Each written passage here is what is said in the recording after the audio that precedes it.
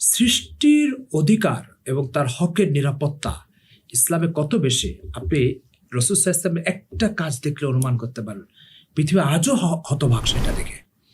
আল্লাহ রসুল মক্কায় অবস্থান করছেন সাল্লাল্লাহু আলাইহি ওয়াসাল্লাম। কাফেররা তার বাড়ি ঘিরে ধরেছে, তাকে আজকে মেরে ফেলবে, সবার হাতে তলোয়ার।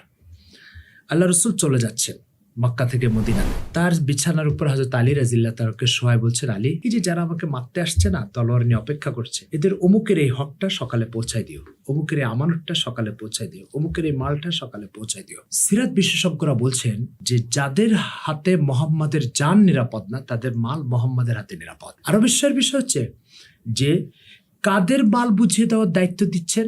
যারা তাকে খুন করতে আসছে, হত্যা করতে আসছে, তাদের মাল বুঝিয়ে দিতে চাচ্ছে। তো যাদের সাথে এরকম কোনো সংকট সমস্যা কাজ করছে না, তাদের মাল কত নিরাপদ হবে মুহাম্মদ সাল্লাল্লাহু আলাইহি ওয়াসাল্লামের হাতে?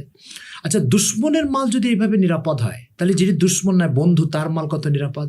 আচ্ছা, কাফেরের মাল যদি এত নিরাপদ হয়, তাহলে মুসলমানের মাল কত নিরাপদ? আচ্ছা, আরো একটা চিন্তার বিষয়, সেই চিন্তার বিষয় হচ্ছে যে তাকে হত্যা করতে আসছে, জীবনের এই সংকটের টাইমে যিনি অন্যের আমানতের প্রতি গুরুত্ব আর দায়িত্বশীলতার পরিচয় দেন, তাহলে যখন জীবনের সংকট থাকবে না, সাধারণ অবস্থা থাকবে, তখন তিনি এই দায়িত্বশীলতার কোন পর্যায়ে পরিচয় দিবেন বলেন? এই যে এই আদর্শ দেখার পরে আপনি বলতে বাধ্য হবেন সভ্যতার জন্য মুহাম্মদুর রাসূলুল্লাহ অপরিহার্য, সভ্যতার জন্য মুহাম্মদুর রাসূলুল্লাহ দ্বীন অপরিহার্য, এবং সভ্যতার এই উপাদান মুহাম্মদ এবং তার দ্বীন সাল্লাল্লাহু আলাইহি ওয়াসাল্লাম।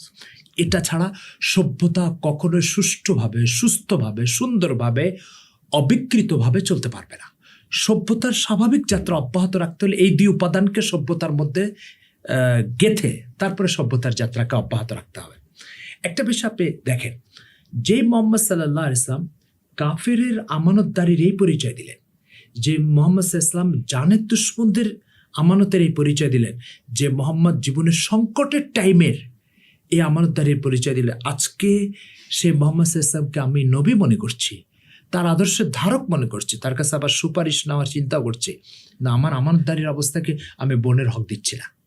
বাবা মারা গেছে, তো বাবা মারা যাওয়ার পরে আমি বিভিন্ন কৌশলে বোনের হকটা আত্মসাৎ করছি, ভাইয়ের হকটা আত্মসাৎ করছি, জমির আইল ঠেলে আরেকজনের জমি দখল করে নিয়ে নিচ্ছি, কারো কাছ থেকে ঋণ নিয়ে সে ঋণ পরিশোধ করছি না, কারোর দোকান থেকে বাকিতে চাউল ডাউল নিয়েছি, সে টাকা আর পরিশোধ করছি না, সে ফোন দিতে দিতে তার মোবাইল ক্ষয় হয়ে যাচ্ছে, কিন্তু আমি তার মোবাইল ফোন রিসিভ করছি না, সে তার টাকা উদ্ধারের জন্য আমার বাড়িতে আসতে আসতে দুই টাকার জন্য 4 টাকার জুতা ক্ষয় করছে, কিন্তু আমার অবস্থা হচ্ছে কি, আমি তার কোনো হক পাওনা অধিকারের প্রতি মোটেও ভ্রুক্ষেপ করছি না।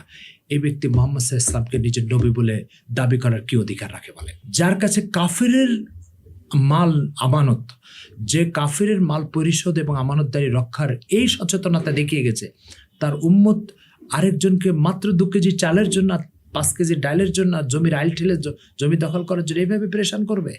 এটা হতে পারে না। এই জন্য এই ইসলাম স্রষ্টার দিন, তার একটা অন্যতম পরিচয় হচ্ছে যে এই দিনের ভিতরে প্রত্যেকটা সৃষ্টির হকের নিরাপত্তার নিশ্চয়তা রয়ে গেছে। আশা করি বুঝতে পেরেছেন।